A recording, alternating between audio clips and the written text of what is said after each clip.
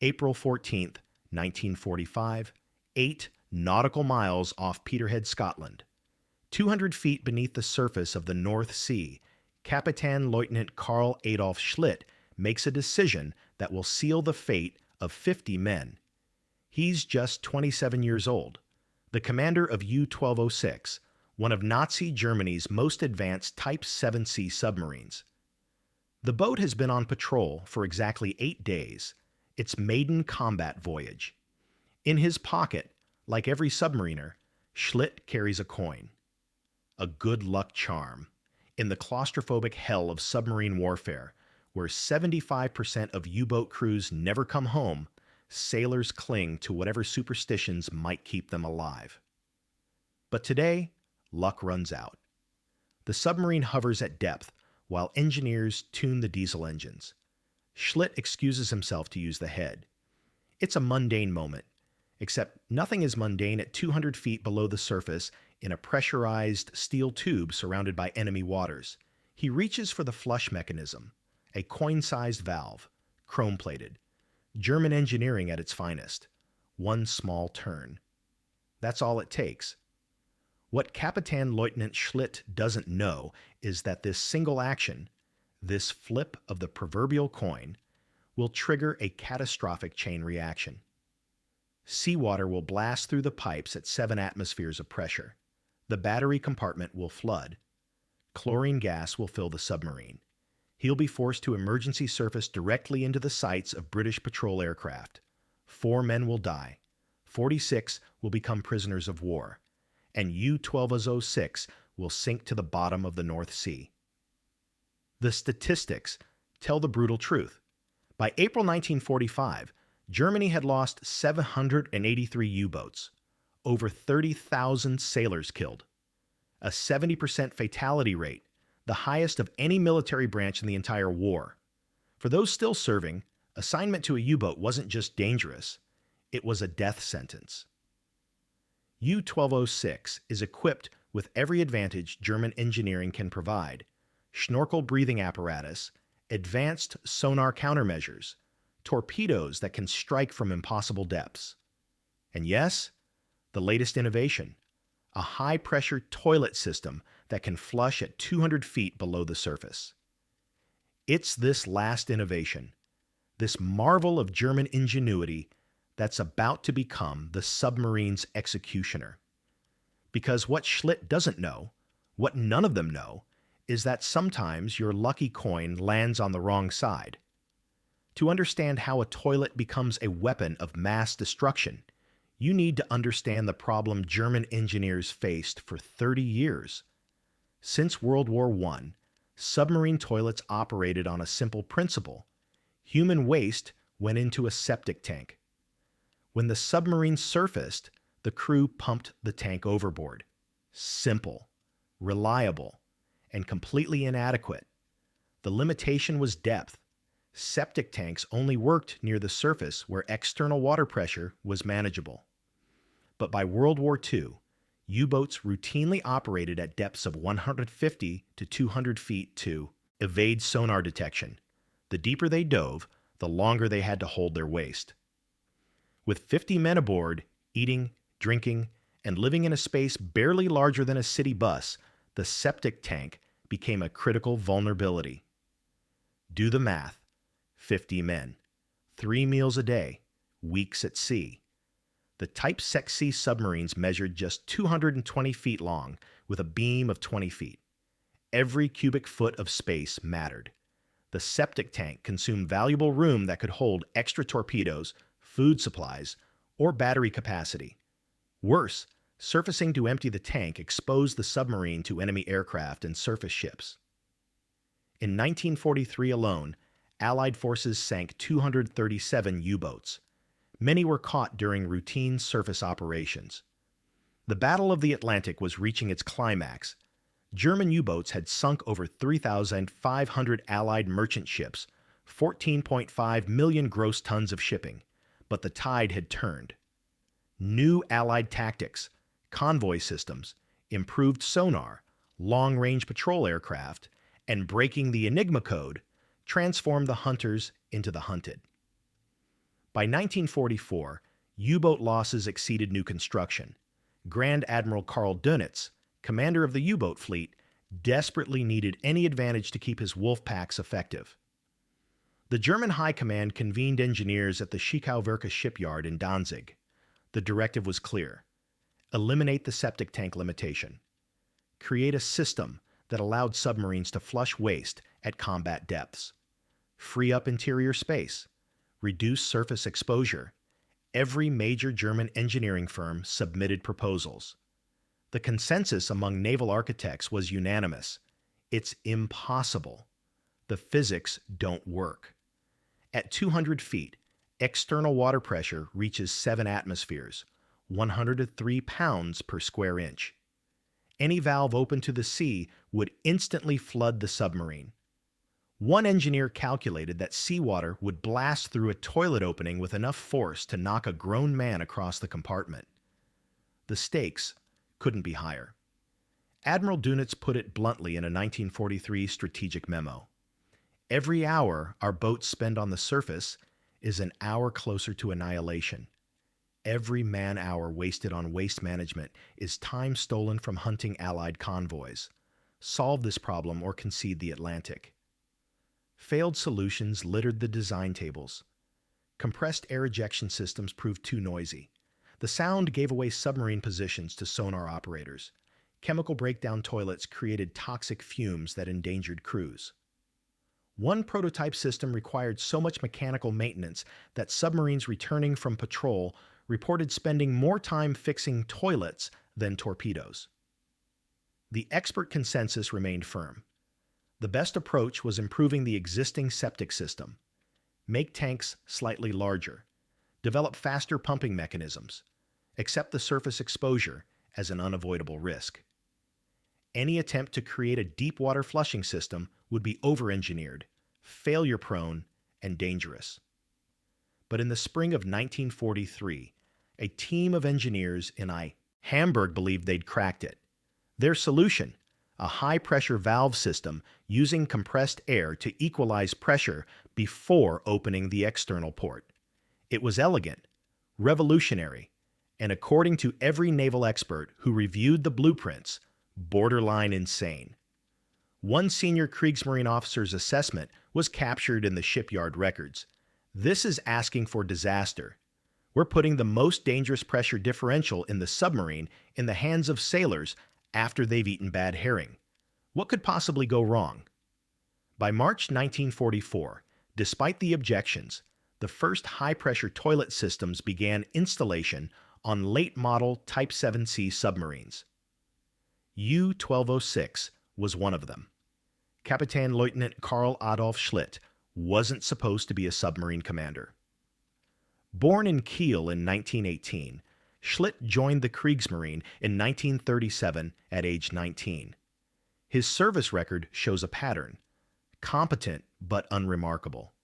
He served on surface vessels during the invasion of Poland and Norway. His efficiency reports noted adequate technical knowledge and acceptable leadership qualities. Not the language of a rising star. Schlitt had no formal engineering degree, no specialized submarine training, no combat citations. When he transferred to the U-boat service in 1943, he went through the standard 4-month commander's course at the 27th U-boat Flotilla School. His instructor's notes describe him as methodical but lacking creative tactical thinking.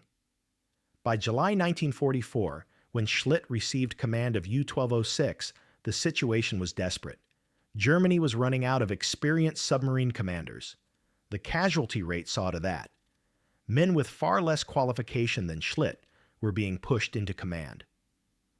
The previous commander, Oberleutnant zur See Günther Fritze, had been reassigned after just 4 months. U-1206 needed a captain. Schlitt was available. That was the extent of the qualification process. At 27, Schlitt commanded a crew averaging 23 years old. Most had less than 6 months submarine experience. They were, in the brutal calculus of late-war Germany, expendable. Their job: take U-1206 into the North Sea hunting lanes, sink whatever Allied shipping they could find. Try not to die in the process. But something about Schlitt was different. His crew later described him as unusually cautious. Where other commanders took aggressive risks hunting convoys, Schlitt preferred patience, waiting, watching. His tactical approach frustrated some crew members who wanted the glory of torpedo kills. Others appreciated that caution might keep them alive past their first patrol. The moment of insight came during Schlitt's final training exercises in early April 1945. U-1206 conducted practice dives off the Norwegian coast. Schlitt watched his crew struggle with basic procedures.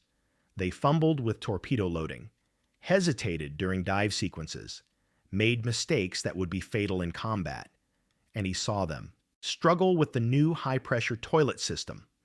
The installation manual ran 17 pages. The flushing procedure required opening and closing 7 different valves in precise sequence. Get it wrong, and seawater flooded backward into the submarine. The Navy had assigned toilet specialists to train crews, but by April 1945, there weren't enough specialists to go around. Most crews learned through trial and error. Schlitt raised concerns with his flotilla commander. The response was dismissive. The toilet has been tested. Follow the procedures. Don't waste my time with plumbing complaints when you should be hunting Allied ships. So Schlitt did what any careful commander would do. He made sure he personally understood every system on his boat, including the toilet. On the evening of April 5, 1945, Schlitt studied the toilet operation manual in his tiny commander's quarters. He memorized the valve sequence, practiced the motions, convinced himself he understood the system. He was wrong, and that mistake would cost 4 lives and a submarine. The secret to understanding what went wrong lies in the workshop where German engineers designed the high-pressure toilet system. The workshop wasn't secret. No underground facility. Just a room in the Hamburg shipyards where a team of mechanical engineers wrestled with an impossible problem: how to create a pressure-safe pathway from inside the submarine to the ocean outside. Their solution was elegant in theory.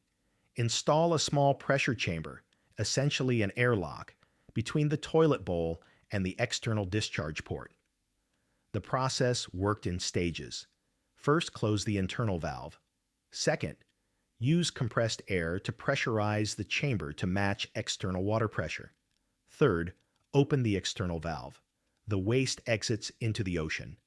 Fourth, close the external valve. Fifth, depressurize the chamber. Sixth, open the internal valve.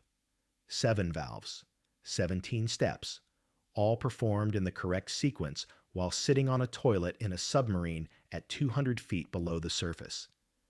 The engineers built a crude wooden prototype in the workshop. They tested it in a pressure chamber. It worked perfectly, every time, under controlled conditions, with trained operators. The lead engineer wrote in his report, "System performs reliably when operated according to specifications." That last phrase, according to the specifications, would prove critical. The first test came in February 1945 when U-1105 conducted deep water trials in the Baltic Sea. The crew followed the manual precisely. The system worked. The toilet flushed at 180 feet. The chief engineer's report was enthusiastic. Revolutionary capability, no leakage, recommend immediate deployment across all new construction. But there was a problem nobody wanted to acknowledge. The system was too complicated for combat conditions. 17 steps might work in calm training exercises, but in combat, when submarines took evasive action, when depth charges exploded overhead, when men were exhausted and terrified, 17 steps became 17 opportunities for fatal mistakes. One mechanics mate stationed at Kiel later recalled, "The first time I saw that toilet manual, I laughed. I thought it was a joke. Who designs a toilet that needs a 17-step procedure? Then I realized they were serious. Then I stopped laughing. The reaction from experienced U-boat crews was swift and unanimous. That is insane. That is asking for disaster. Keep the old septic tanks. But by early 1945, German high command wasn't listening to experienced crews. Those men were mostly dead. The new generation of submariners, young, inexperienced, desperate, got what they were given and tried to survive. U-1206 received its high-pressure toilet installation in March 1945. The installation crew spent 3 days retrofitting the system. They left behind the 17-page manual and a promise that a toilet specialist would arrive for crew training. The specialist never came. On April 6, 1945, U-1206 departed Kristiansand, Norway, for its first combat patrol. Kapitän Lieutenant Schlitt carried his lucky coin in his pocket. The toilet carried a time bomb in its plumbing. 8 days later, at 2 p.m. on April 14th, nature called. Schlitt went to the head, closed the door, sat down, finished his business, reached for the valve, and made a mistake that would sink his submarine. Here's where the story takes an unexpected turn. Because unlike most military disasters, there was no bureaucratic battle over the toilet system. No confrontation between innovators and traditionalists. No maverick leader overruling skeptics. The toilet system was approved, installed, deployed without meaningful opposition. Why? Because by April 1945, Nazi Germany was in its death throes. The Kriegsmarine was hemorrhaging submarines faster than shipyards could build them. In March alone, 30 U-boats were sunk. April would claim 55 more, including U-1206. By May, Germany would surrender. In that environment, rational decision-making collapsed. The High Command grasped at any innovation that might turn the tide. High-pressure toilets? Why not? They freed up internal space, reduced surface exposure. The engineering tests showed they worked. Install them. The room never erupted in confrontation because there was no room, no meeting, no debate, just desperate men signing off on desperate measures. But there's a deeper story here. One that reveals how seemingly minor innovations can cascade into catastrophic failures. The toilet system worked perfectly in controlled conditions. The problem was combat submarines don't operate in controlled conditions. They operate in chaos. U-1206's log tells the story. On April 14th, the submarine was at depth conducting engine repairs. The chief engineer reported problems with the starboard diesel. The boat was running on reduced power. Crew efficiency was compromised. Meanwhile, British patrol patterns had intensified. New radar systems made surface operations suicidal. Sonar nets covered the North Sea. Admiral Dönitz had issued orders. Stay deep, stay quiet, strike only high-value targets. In that context, Schlitt faced a choice when nature called. Surface the boat to use the old-style surface toilet? That meant exposing U-1206 to radar detection, or use the new high-pressure system at depth. The system he'd studied but never actually used under real conditions. Schlitt chose the high-pressure toilet. He entered the cramped bathroom compartment. The valve handles gleamed chrome in the dim light. He recalled the manual sequence. Close internal valve, pressurized chamber, open external valve, flush. Close external valve, depressurize, open internal valve. But Schlitt couldn't remember which valve controlled external pressure and which controlled the chamber. In the manual, they were labeled Valve A and Valve B with technical German terminology. In the heat of the moment, reading labels by flashlight in a tiny bathroom 200 feet underwater, the terminology blurred. He turned what he thought was the pressurization valve. It wasn't. He'd opened the external discharge valve before pressurizing the chamber. Seawater at 7 atmospheres of pressure, 103 pounds per square inch, exploded through the toilet. The blast knocked Schlitt backward. Water sprayed across the compartment. He lunged for the valve, trying to close it. Too late. The pressure was too great. The valve wouldn't budge. Schlitt screamed for the engineer. A chief petty officer burst through the door. The two men fought the valve, water blasting into their faces. Finally, they managed to force it closed, but dozens of gallons had already flooded the bathroom and the corridor beyond.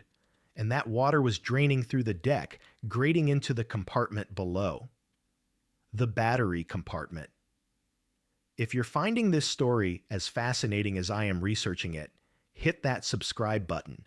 We're diving deep into the forgotten stories of World War II, the ones they don't teach in history class, the moments where human error, bad luck, and engineering hubris collide with devastating consequences. More stories like this coming every week. Now, back to U-1206, because the disaster is just beginning.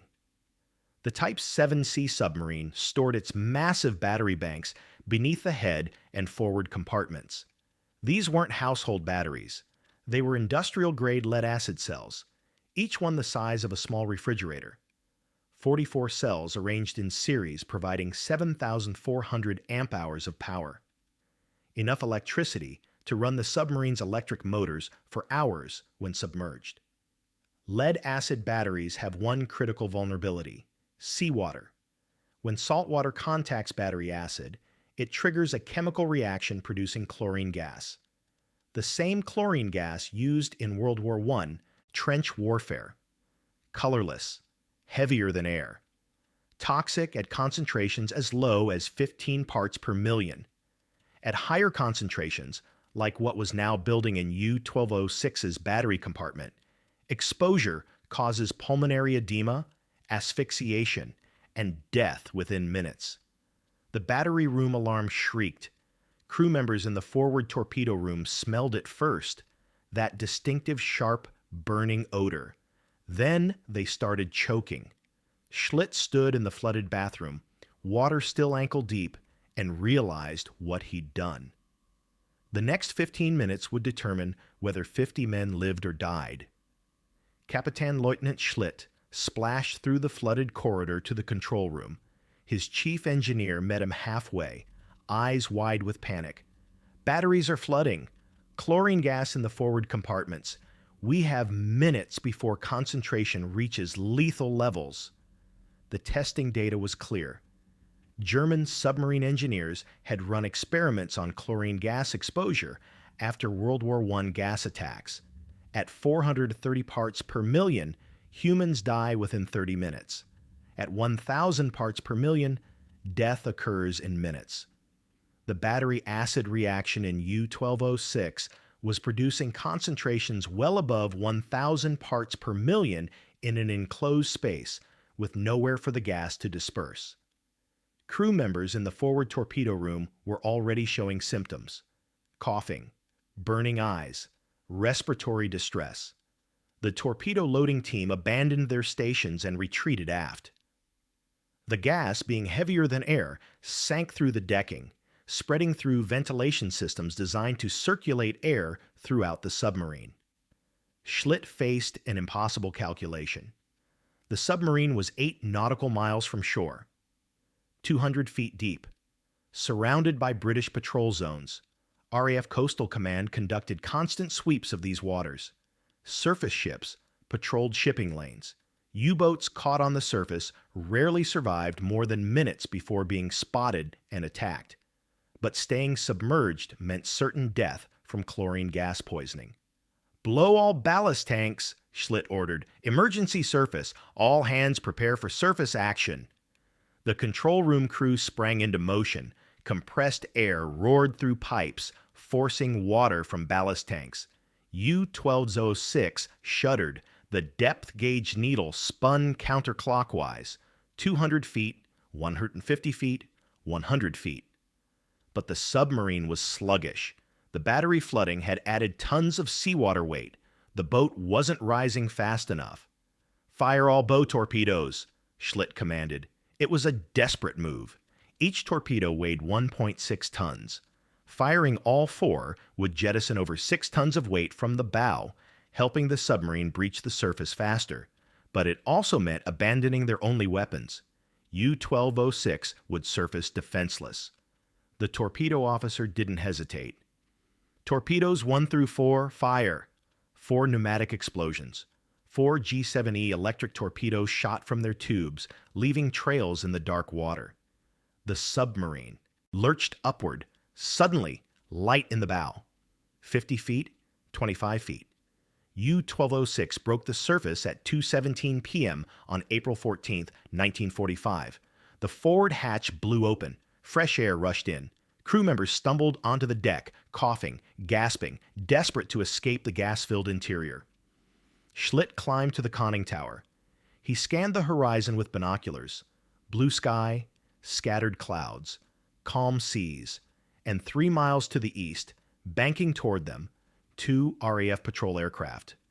The combat mission logs of RAF 333 Squadron record the sighting. 14 April 1945, 14:20 hours. U-boat surfaced. Position 57°21 N, 01°39 W. Enemy vessel appears damaged or disabled. Commencing attack run. The British pilots couldn't believe their luck. A U-boat on the surface in broad daylight, either severely damaged or remarkably stupid. Either way, an easy kill. Schlitt watched them come. His anti-aircraft gunners scrambled to their positions, but half the crew was incapacitated by chlorine exposure. The guns weren't fully manned, and even if they were, 2 aircraft against a damaged submarine was no contest. "All hands abandon ship," Schlitt ordered. "Launch the life rafts. Move!" The crew exploded into practice disaster protocol. 4 inflatable rubber dinghies deployed from deck storage. Men jumped into the cold North Sea, water temperature 48 degrees Fahrenheit. Hypothermia would begin within minutes. The first RAF aircraft made its bombing run. Depth charges tumbled from bomb bay doors. Schlitt watched them fall. Watched the water erupt in massive geysers as the charges detonated. The shock waves slammed U-1206's hull. Metal groaned. Rivets popped. Schlitt made one final decision. He wouldn't give the British the satisfaction of capturing an intact Type 7C submarine with its advanced toilet system, its snorkel apparatus, its updated sonar equipment. He descended into the control room one last time, chlorine gas burning his lungs and eyes, and opened the seacocks. Seawater flooded into U-1206. The submarine began its final dive. Schlitt climbed back to the conning tower, jumped into the freezing North Sea, and swam for the nearest life raft. At 2:31 p.m., just 14 minutes after emergency surfacing, U-1206 rolled onto its side and slipped beneath the waves. The white stork emblem on its conning tower disappeared last, a final glimpse before 230 feet of seawater swallowed it forever. 50 men entered the water. 4 didn't survive. One crew member, Maschinenmat Wilhelm Henrich, died of illness the day before the toilet incident, his body already committed to the deep. 3 more drowned in the heavy swells during the abandoned ship chaos: Matrosengefreiter Alfred Kopper, Matrosengefreiter Otto Schäfer, and Mechaniker Obergefreiter Erich Steiner. Their bodies were never recovered. The 46 survivors huddled in 4 life rafts as British patrol vessels converged on their position. The Royal Navy trawlers HMT Nodsu and HMT Ligny arrived around midnight. They pulled 23 men from 2 rafts and transported them to Aberdeen. The Peterhead lobster boat Reaper, skippered by Alec John Stephen, rescued 14 more, including Kapitan Lieutenant Schlitt. The 4th raft, containing 6 men, missed the rescue vessels. Heavy seas drove them toward the Scottish coast. They crashed against 200-foot granite cliffs near an inlet called the Geet, south of Bodham. 3 men died attempting to scale the rock face. The 3 survivors, frostbitten, exhausted, traumatized, reached the top and collapsed. A local boy, Sandy Bain, spotted them at dawn. He sprinted 2 miles to the nearest telephone at a shop in Tillimod and called the authorities. 2 of the Germans staggered another mile to Whiteshin Farm near Cruden Bay, where they knocked on the door. Mary Pratt answered. The farmer's wife looked at the bedraggled, shivering enemy soldiers standing before her, men from the nation that had bombed her homeland, killed her neighbors, destroyed her world. She asked, "Would you like to come in for a cup of tea?" If this story is keeping you on the edge of your seat, I need your help. Hit that like button. Drop a comment below telling me what forgotten World War II story you want to hear next, and share this with anyone who loves real history, the messy, human, unexpected moments that shaped our world. Your support keeps these stories alive. The crew of U-1206 spent the final 3 weeks of World War II in a prisoner of war camp at Toulouse, near Aberdeen. On May 7, 1945, Germany surrendered. The war they'd been fighting ended 24 days after their submarine sank. 24 days. That's how close they came to surviving the war without incident. Post-war interviews with the survivors reveal fascinating details. Several crew members later stated they believe Schlitt deliberately sank the submarine to avoid further combat. By April 1945, everyone knew Germany had lost. Why risk death in a doomed war's final days? The toilet story became convenient cover, embarrassing enough to be believable, technical enough to satisfy investigators. But the physical evidence tells a different story. When the Buchan divers team located U-1206's wreck in 2012, they found the submarine remarkably intact on the seabed at 230 feet. The conning tower had separated. The pressure hull showed damage from scuttling charges, but crucially, they found 3 torpedoes still in their tubes. Schlitt's claim of firing all torpedoes to reduce weight was accurate. The empty torpedo tube photograph proves the emergency was real. Production numbers reveal the scale of the high-pressure toilet program. By war's end, 137 Type 7IC submarines had received the system. U-1206 was the only submarine whose loss could be definitively attributed to toilet malfunction. The system's actual failure rate was less than 1%, a remarkable success rate for such complex engineering. But that single failure killed 4 men and lost a submarine. Modern submarine design learned from U-1206's disaster. Current nuclear submarines use variations of the German high-pressure system, but with critical improvements: automated valve sequencing, electronic sensors preventing incorrect operation, and multiple redundant safety systems. The toilet on a Los Angeles-class submarine has 17 safety interlocks. The design philosophy make it impossible to make the mistake Schlitt made. The legacy lives on in naval engineering courses, at submarine warfare schools in the United States, Britain, and Germany. U-1206 appears in safety training modules. The lesson isn't about toilets, it's about complexity, about how adding features can create cascading failure modes, about how the gap between controlled testing and combat conditions can be fatal. Kapitan Leutnant Karl Adolf Schlitt returned to Germany after the war. He never returned to naval service. Instead, he became a district administrator for Oldenburg and Holstein. He lived quietly, rarely speaking about his wartime service. But in 1987, at age 69, he made one final journey to Scotland. Schlitt traveled to Aberdeen to thank the men who'd rescued him 42 years earlier. He visited Cruden Bay, tried to find the graves of the 3 crew members who died scaling the cliffs, discovered the bodies had been reinterred in Germany in the 1960s. He spent an afternoon with Mary Pratt, the farm wife who'd served tea to enemy soldiers when hate would have been easier than compassion. They spoke very little. His English was poor, her German non-existent, but they shared tea again, and that was enough. Karl Adolf Schlitt died on April 7, 2009, at age 90. He outlived every member of his crew. In his final interview, conducted months before his death, he was asked about the toilet incident. He smiled. "Every sailor knows," he said, "that luck is just a coin flip. Sometimes it lands your way. Sometimes it doesn't. On April 14th, 1945, my coin landed in the water." The moral lesson of U-1206 isn't about engineering or toilets or submarines. It's about the margin of error in warfare, about how the most advanced technology can be undermined by the most basic human mistake, about how 50 lives can turn on a single valve turned the wrong direction. In war, there are no small mistakes, only lucky ones and fatal ones. U-1206 carried a lucky coin into battle, but the real luck belonged to the 46 men who survived to tell the tale.